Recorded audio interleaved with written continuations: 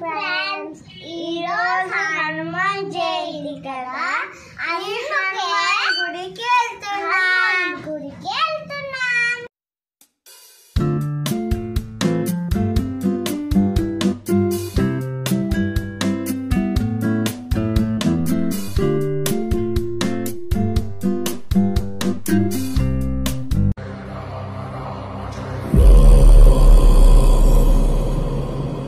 Raghunandan Raghunandan Raghubar seven Raghupati छायन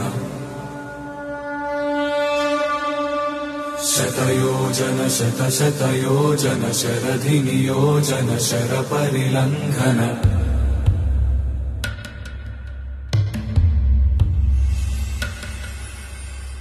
Raghunandan Raghunandan Raghubar seven Raghupati छायन